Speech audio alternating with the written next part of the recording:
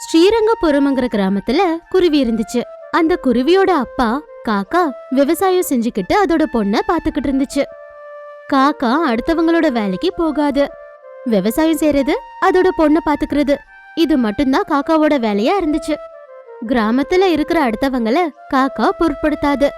அந்த ஊரு ஜமீன்தாரான புறா ஒரு நாள் காக்காவ வீட்டுக்கு வர சொல்லி செய்தி அனுப்பியிருந்துச்சு. அன்னைக்கு குருவி, அப்பா, இன்னைக்கு அந்த ஜமீன்தார் உங்களை எதுக்கு வர சொல்லிருக்கிறாரு? எனக்கு எதுவும் தெரியாதுமா, வர சொன்னாருங்கிறதுனால நான் போய் தானே ஆகணும். அப்படின்னா நானும் உங்க கூட வரேன்பா. வேணாமா வேணாம், அவரு எதுக்கு கூப்பிட்டாருன்னே தெரியாதுல்ல. ஒருவேளை எதனா தப்பு நடந்திருந்தா அவரு அவமானப்படுத்துவாரு. அந்த அவமானத்தை நான் தாங்கிப்பேன். நீ வேணாமா, நீ அங்க வரவே வேணாம். எனக்கு இப்போ நேரமாகுது, நான் இப்போ கிளம்புறேன். பத்திரமா போயிட்டு வாங்கப்பா. இப்படி குருவியோட அப்பா காக்கா ஜமீன்தாரான புறாவை பாக்குறதுக்கு போச்சு. வழியில காக்காவுக்கு நிறைய சந்தேகங்கள் வந்துச்சு. அது எல்லாத்தையும் பெருசுபடுத்தாம காக்கா அந்த ஊரு ஜமீன்தார் வீட்டுக்கு போயிடுச்சு. வீட்டுல புறா ரொம்பவே கோவமா இருந்துச்சு. அத பார்த்து காக்கா தலை குனிஞ்சுக்குச்சு. ஊர்ல இவ்வளவு நடந்தோம், நீ அதை பொருட்படுத்தாம இருந்தா எப்படி சொல்லு? ஊரை பத்தி உனக்கு கொஞ்சமாவது பொறுப்பு இருக்கணும்ல. ஐயோ, நான் என்னங்க செஞ்சேன்? எனக்கு ஒரு பாவமும் தெரியாது. ஒருவேளை எதனா தப்பு நடந்திருந்தா என்ன நீங்க மன்னிச்சுக்கோங்க. உன்னாலதான் தப்பு நடந்திருக்கு. அந்த தப்புக்கு காரணம் நீதான். அதை விட முக்கியம், அந்த தப்புக்கு காரணம் நீயா இருக்கலாம். ஆனா அந்த தப்ப செஞ்சதே உன்னோட பொண்ணு. ஏன் பொண்ணா? அவ என்னங்க செஞ்சா? பாவம், அவளுக்கு ஒண்ணும் தெரியாது.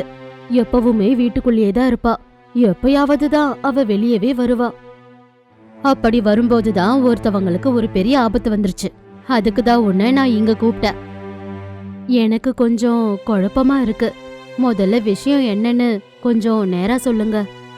உன்னோட பொண்ணு வெளியே வந்ததுனால அந்த பக்கமா போன என்னோட பையன் அவளை பாத்துட்டான். அப்பவே அவன் உன் பொண்ணு கிட்ட அவனோட மனசை தொலைச்சிட்டான். கல்யாணம் செஞ்சுக்கிட்டா அவன் உன்னோட பொண்ணதான் கல்யாணம் செஞ்சுப்பானா. அதுக்குதான் நான் உன்னை கூப்பிட்டேன். இதுக்கு மேலேயும் யோசிக்காம அவங்க கல்யாண வேலையை நம்ம இப்ப பாக்கலாம். ஐயா, நீங்க பெரியவங்க, உங்களை மாதிரி ஆளுங்க கூட சம்மந்தம் வச்சுக்கணும் அப்படின்னா. பாரியா, உன்னை பத்தி எனக்கு நல்லா தெரியும். நீ கஷ்டப்பட்டு பொண்ணை வளர்த்து ஆளாக்கிருக்க. ஊர்ல அடுத்தவங்களை விட அதிக தானியங்களை நீ விளைவிக்கிற. யாருக்கிட்டயும் நீ ஒரு வார்த்தை பேச மாட்ட.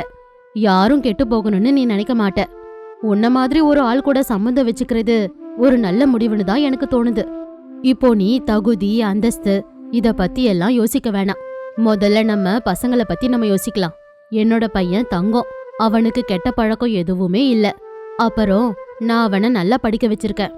உன் பொண்ண கல்யாணம் செஞ்சுக்கிட்டா அவன் ரொம்ப சந்தோஷமா இருப்பான்னு எனக்கு தோணுது. உன்னோட மனசுல இருக்கிறத நீ இப்ப நேரா சொல்லு. புறா இப்படி கேட்ட உடனே காக்காவுக்கு ரொம்ப சந்தோஷமாகிடுச்சு. அதோட பொண்ணுக்கு கல்யாணம் செஞ்சு வைக்கலான்னு முடிவெடுத்துச்சு. ரொம்ப சந்தோஷமா இருக்குங்க ஐயா. உங்க கூட சம்மந்தம் வச்சுக்கிறது எனக்கும் விருப்பம்தான். ஆனா என்னால வரதட்சணை எதுவும் கொடுக்க முடியாது. என்னோட தகுதிக்கு ஏத்த மாதிரிதான் என்னால கல்யாணம் செஞ்சு வைக்க முடியுங்க ஐயா. அட, இன்னும் என்ன நீ ஐயான்னு கூப்பிட்டுக்கிட்டு இருக்க? நம்ம சம்மந்திங்க, மாமான்னு கூப்பிடு. சரிங்க மாமா. மாப்பிள்ளை வீட்ல இருக்காரா? அவன் ஒரு முக்கியமான வேலையா போயிருக்கான். வேற எங்கேயும் இல்ல, உன்னோட வீட்டுக்கு தான். அவன் உன்னோட பொண்ணை பார்த்து ஆசைப்பட்ட மாதிரி உன்னோட பொண்ணும் அவனை பார்த்து ஆசைப்படணும் இல்லையா? அந்த விஷயத்தை தெரிஞ்சுக்கிறதுக்காக தான் போயிருக்கான். அப்பதான் உன் பொண்ணோட மனசும் புரியும்ல. இந்த சுபகாரியம் உன் பொண்ணோட விருப்பத்தோட தான் நடக்கணும். இது ரொம்ப நல்ல முடிவு மாமா. இப்படி புறா காக்கா ரெண்டு பேருமே பேசிக்கிட்டு இருந்தாங்க. இன்னொரு பக்கம் காக்காவோட வீட்டுக்கு புறாவோட பையன் கழுகு போனான். வீட்டுல குருவி அப்பதான் குளிச்சு முடிச்சிட்டு அழகா தயாராகி இருந்துச்சு. வீட்ல யாராவது இருக்கீங்களா? யாரு வேணும்? என் அப்பா வீட்ல இல்லங்க, அவரு வெளியே போயிருக்காரு. எனக்கு தாகமா இருக்கு, கொஞ்சம் தண்ணி கொடுங்களேன். இதோ இப்பவே எடுத்துட்டு வர அப்படின்னு குருவி வீட்டுக்குள்ள போய் தண்ணி எடுத்துட்டு வந்து கழுகு கிட்ட கொடுத்துச்சு. கழுகு ரொம்ப உயரமா பார்க்க அழகா இருந்துச்சு. கழுக குருவி ஓர கண்ணாலேயே பார்த்துச்சு. அப்போ தண்ணிய குடிச்சு முடிச்ச கழுகு, தண்ணி கொடுத்ததுக்கு ரொம்ப நன்றிங்க. நீங்க இந்த ஊருக்கு புதுசா? இதுக்கு முன்னாடி உங்களை பார்த்ததே இல்ல. அப்பாடா, இப்பதான் இவைய வழிக்கு வந்தா. நான் இந்த ஊருக்கு பழசுதான். ஆனா நீதான் எப்பயாவதுதான் வீட்ல இருந்து வெளியே வந்தா, அப்புறம் எப்படி உனக்கு என்ன ஞாபகம் இருக்கும்? அன்னைக்கு நீ பச்சை கலர் துணிய போட்டுக்கிட்டு இருந்தல்ல, அன்னைக்கு பார்க்க ரொம்பவே அழகா இருந்த. என்ன இப்படிலாம் பேசுறீங்க? முதல்ல நீங்க யாரு? உங்க குடும்பம் யாரு? என்னோட கதையெல்லாம் நீங்க விடுங்கங்க. நீங்க என்னோட குடும்பத்துக்கு வரீங்களா? எனக்கு புரியல. நீங்க எந்த வேலையா இங்க வந்தீங்க? உங்ககிட்ட ஒரு வேலையா தான் நான் இங்க வந்தேன். என்னோட பொருள் ஒண்ணு உங்ககிட்டயே இருக்கு. கொஞ்சம் அதை கொடுக்குறீங்களா? உங்க பொருளா? என்னங்க நீங்க பைத்தியக்கார மாதிரி பேசிக்கிட்டு இருக்கீங்க? ஆமாங்க, என்னோட மனசை உங்ககிட்ட கொடுத்துட்டேன். ஆனா அதை வாங்கிட்டு போகணும்னு எனக்கு தோணவே இல்லை. உங்களை நான் அன்னைக்கு பார்த்த உடனே எனக்கு உங்களை ரொம்ப பிடிச்சு போச்சு. நான் யாரும் இல்லை, இந்த ஊரு ஜமீன்தாரோட பையன்தான். உங்க அப்பா கிட்ட இன்னைக்கு எங்க அப்பா கல்யாண விஷயத்த பத்தி பேசதான் கூப்பிட்டுருக்கிறாரு. ஆனா உன்னோட மனசுலயும் என்ன இருக்குன்னு தெரிஞ்சுக்கணும்ல, அதுக்கு தான் இங்க வந்தேன். உனக்கு என்ன பிடிச்சிருக்கா? கழுகு அப்படி கேட்ட உடனே குருவிக்கு பயங்கரமா வெக்கம் வந்துருச்சு. பிடிச்சிருக்குன்னு தலையாட்டிக்கிட்டே வெக்கப்பட்டுக்கிட்டே அங்கிருந்து போயிடுச்சு. அப்போ கழுகோட ஆனந்தத்துக்கு அளவே இல்ல. உடனே அதோட அப்பாவான புறா கிட்ட விஷயத்த சொல்லுச்சு. ஒரு வாரம் கழிச்சு கல்யாண வேலைங்க ஆரம்பமாச்சு. குருவி நலங்கு ஃபங்க்ஷனுக்கு எல்லாம் தயாராகிடுச்சு. நிறைய பெரியவங்க, பொம்பளைங்க, பசங்க குருவியோட நலங்கு ஃபங்க்ஷனுக்கு வந்திருந்தாங்க. மஞ்சள் தண்ணிய தயாரா வச்சிருந்தாங்க. அப்போ குருவியோட அத்தை கிளி அங்க வந்துச்சு. கிளி வந்த உடனே அங்க அட்டகாசம் ஆரம்பிச்சிருச்சு. எல்லாரும் இப்படிதான் பாத்துக்கிட்டே இருப்பீங்களா? முதல்ல கல்யாண பொண்ண உட்கார வைங்க. மஞ்சளை எடுத்துட்டு வாங்க. மஞ்சள் தண்ணிய தயாரா வைங்க. பூக்களை எடுத்துட்டு வாங்க. பன்னீர் வாங்கிட்டு வந்தீங்களா இல்லையா? அக்கா அக்கா, கொஞ்சம் பொறுமையா நடத்துக்கா. இப்படி அவசரப்பட்டா எப்படிக்கா? எல்லாரும் நடுங்கிட்டாங்க. நீ சும்மா இருடா தம்பி. என் தம்பி பொண்ணோட நலங்கு ஃபங்க்ஷனு அட்டகாசமா இருக்கணும். சுத்தி இருக்கிற எல்லா பொம்பளைங்களும் இந்த நலங்கு ஃபங்க்ஷனை பார்த்து பொறாமப்படணும். நான் அப்படி நடத்துறேன் பாரு. சரி, நீ எப்படியாவது நடத்துக்கா. ஆனா ஊர்க்காரங்களை மட்டும் உன்னோட வார்த்தையால கஷ்டப்படுத்திராத. நீ நல்லா சொன்னடா. முதல்ல நீ இங்க இருந்து கிளம்பு. இது பொம்பளைங்க ஃபங்க்ஷன் இல்லையா? நீ போய் வெளியே இருக்கிற பொம்பளைங்க எல்லாரையும் இங்க அனுப்பி வையே. எல்லாரும் முன்னாடியும் நான் என் தம்பி பொண்ணோட நலங்கு ஃபங்க்ஷனை அருமையா நடத்தணும். இப்படி கிளி சொன்ன உடனே காக்கா போய் பொம்பளைங்க எல்லாரையும் நலங்கு ஃபங்க்ஷனுக்கு கூட்டிட்டு வந்துச்சு. நிறைய பேரு ஃபங்க்ஷன் கிட்ட வந்துட்டாங்க. எல்லாரும் முன்னாடியும் குருவிய மஞ்சள் துணியோட உட்கார வச்சாங்க. வந்த பொம்பளைங்க எல்லாரும் குருவிக்கு மஞ்சளை பூசி விட்டாங்க. பூக்களையும் அக்ஷதையும் குருவி மேல தூவி வாழ்த்துனாங்க. கொஞ்ச பேரு குருவி கிட்ட விளையாடுனாங்க. இன்னும் கொஞ்ச பேரு குருவிய சிரிப்பேத்துனாங்க. என் தம்பி பொண்டாட்டி இருந்திருந்தா இந்த ஃபங்க்ஷனை பார்த்து ரொம்ப சந்தோஷப்பட்டிருப்பா. என் தம்பி பொண்ணு தங்கம். அவளுக்கு அந்த கடவுள் துணையா இருக்காரு. அதுக்குதான் அவளுக்கு இவ்வளவு நல்ல சம்பந்தம் கிடைச்சிருக்கு அப்படின்னு அவ தம்பி பொண்ணான குருவிக்கு மஞ்சளை பூசி விட்டா. அதுக்கப்புறமா அக்ஷதைய தூவி வாழ்த்துனா. நல்லா இருமா, உனக்கு அந்த கடவுளோட துணை எப்பவுமே இருக்கும் அப்படின்னு கிளி அதோட தம்பி பொண்ணு குருவிய வாழ்த்துச்சு. அதுக்கு அப்புறமா ஊரு பொம்பளைங்க, வயசு பொண்ணுங்க எல்லாரும் சேர்ந்து குருவிக்கு மஞ்சளை பூசி விட்டு நலங்கு ஃபங்க்ஷனை முடிச்சு வச்சாங்க. நலங்கு ஃபங்க்ஷன் முடிஞ்ச உடனே கல்யாண ஃபங்க்ஷன் ஆரம்பிச்சிருச்சு. ஊர் ஜனங்க எல்லாரும் கல்யாணத்துக்கு வந்தாங்க.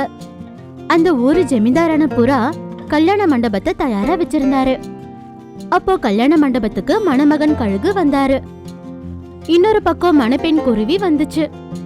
அங்க எல்லாருமே ரொம்ப ஆவலா இருந்தாங்க. சொந்தக்காரங்க, கிராமவாசிங்க முன்னாடி குருவி கழுகோட கல்யாணம் நல்லபடியா நடந்துச்சு. பொண்ணோட கல்யாணத்தை பார்த்து காக்கா சந்தோஷத்துல ஆனந்த கண்ணீர் விட்டுச்சு. மாமா, நீங்க இப்படி கண்ணீர் விட்டா எப்படி சொல்லுங்க? என் மருமகளும் இந்த ஊர்ல தானே இருக்க போறா. உங்களை விட்டுட்டு அவ எங்கேயும் போகல இல்லையா? என் பொண்ணு இது வரைக்கும் அழுததே இல்ல மாமா. அவளை ஜாக்கிரதையா பாத்துக்கோங்க. மாமா, நீங்க கஷ்டப்படாதீங்க. நானும் என் மனைவிய கண் கலங்க விடாம அவளை சந்தோஷமா பாத்துக்கிறேன். அட, என்ன நீங்க நல்லபடியா கல்யாணம் நடந்து முடிஞ்சிருக்கு, இப்படி கண்ணீரை பத்தி பேசிக்கிட்டு இருக்கீங்க? இப்ப ஆரம்பிக்கலாம். DJ dance. அப்படின்னு கிளி சொன்ன உடனே அங்க இருந்தவங்க எல்லாரும் சிரிச்சாங்க. அதுக்கு அப்புறமா குருவி அதோட கணவன் கழுகு கூட சேர்ந்து புது வாழ்க்கைய ஆரம்பிச்சுது. ஒரு காட்டுல புறா கிளி புருஷன் பொண்டாட்டியா வாழ்ந்துட்டு இருந்தாங்க. ரொம்ப நாளாவே அவங்க புள்ள காக்காவுக்கு கல்யாணம் ஆகல அப்படின்னு அவங்க 2 பேரும் வருத்தப்பட்டுக்கிட்டு இருந்தாங்க. காக்கா மட்டும் அத பத்தி எல்லாம் கவலைப்படாம ரொம்ப நிம்மதியா தான் இருந்துச்சு. ஆனா ஊர்ல இருக்கிற பறவைகள் எல்லாருமே புறா கிட்டயும் கிளி கிட்டயும் வந்து அவங்க புள்ளைய பத்தி பேசி ரொம்பவும் கஷ்டப்படுத்திக்கிட்டு இருப்பாங்க. ஒரு நாள் புறா ரொம்பவும் கோவமா வீட்டுக்கு வந்துச்சு. இந்த ஊருக்காரங்க கிட்ட என்னால பதில் சொல்லி வேக முடியல. எப்ப பார்த்தாலும் உன் புள்ளையோட கல்யாணம் எப்போன்னு கேட்டுக்கிட்டு இருக்காங்க. 2 பேரு கங்கனை கட்டிக்கிட்டு அத பத்தியே என்கிட்ட வந்து கேட்டுக்கிட்டு இருக்காங்க. ஆனா உன் புள்ளைய பாத்தியா, எந்த கவலையும் இல்லாம வீட்டுல உட்காந்துக்கிட்டு சாப்பிட்டுக்கிட்டு சந்தோஷமா தான் வாழ்ந்துகிட்டு இருக்கானே.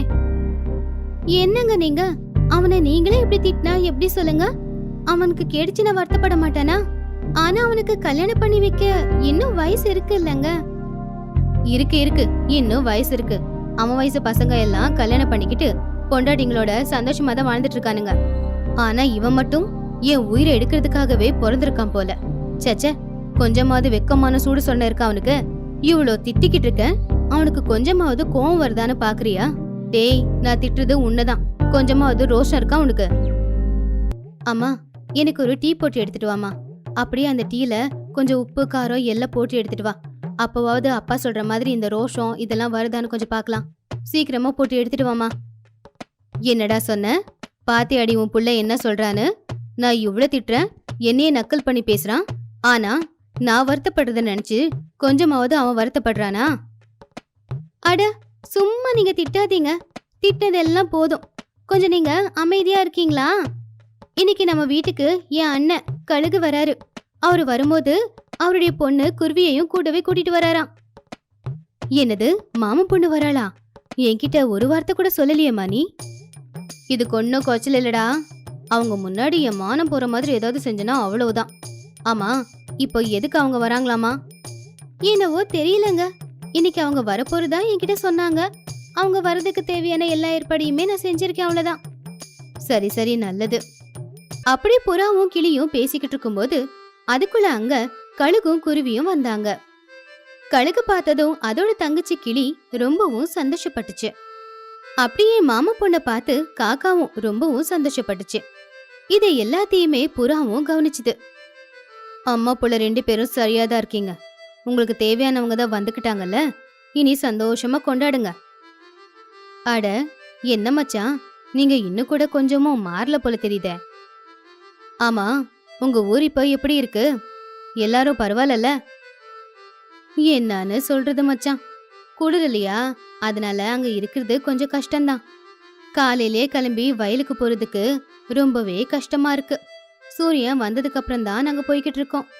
சாயந்தரமும் சீக்கிரமாவே குளிர ஆரம்பிச்சிடுது. தாங்கிக்கவே முடியல. வயசும் ஆகுது இல்லையா, கொஞ்சம் கஷ்டமா தான் இருக்கு. ஆமா, நீங்க எப்படி இருக்கீங்க? நாங்க இங்க குளிர்ல சந்தோஷமா பிரேக் டான்ஸ் எல்லாம் ஆடிக்கிட்டு இருக்கோம்.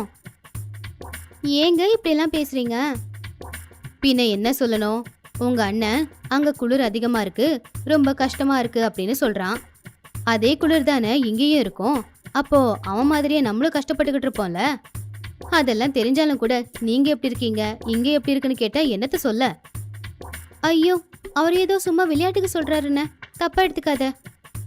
மச்சானை பத்தி தான் எனக்கு நல்லாவே தெரியுமே தங்கச்சி. அவர் இன்னும் கொஞ்சம் கூட மாறல போல. அப்படி கழுகு புறா கிளி எல்லாரும் பேசிக்கிட்டு இருக்கும்போது காக்கா மட்டும் மாமா பொண்ண தனியா கூட்டிட்டு போய் அவகிட்ட பேசிச்சு. இன்னும் எத்தனை நாளுன்னு நான் காத்துக்கிட்டு இருக்கணும்? எங்க அப்பா எனக்கு பொண்ணு பார்க்கவே ஆரம்பிச்சிட்டாரு.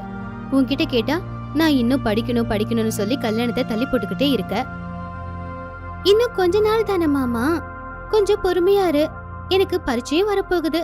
அது முடிஞ்சதும் என் வீட்டுல நான் சொல்றேன், உன் வீட்டுல நீ சொல்லு. எங்க அப்பா அவ்வளவு நாள் அமைதியா இருப்பாருன்னு எனக்கு தோணல.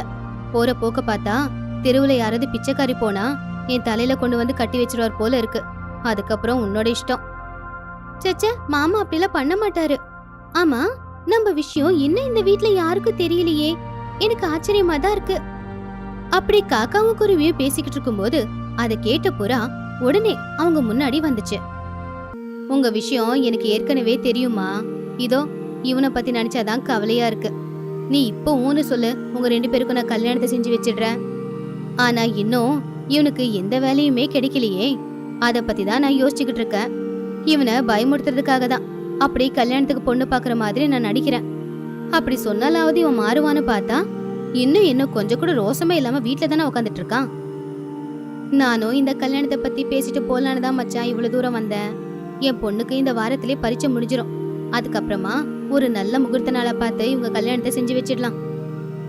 அதெல்லாம் சரிதான், ஆனா இது குளிர்காலமாச்சே, வெளியில வேற பனி பொழிஞ்சுக்கிட்டு இருக்கு. இந்த சூழ்நிலையில கல்யாணம் அப்படின்னா கொஞ்சம் கஷ்டமா இருக்காது? என்னப்பா இது, குளிர் அதிகமா இருந்தா இருந்துட்டு போகுது, அதுக்காக காலம் ஓடாம நின்னுடுமா? இப்படி எங்க கல்யாணத்துக்கு நீங்க குறுக்கணிப்பீங்கன்னு நான் எதிர்பார்க்கவே இல்ல.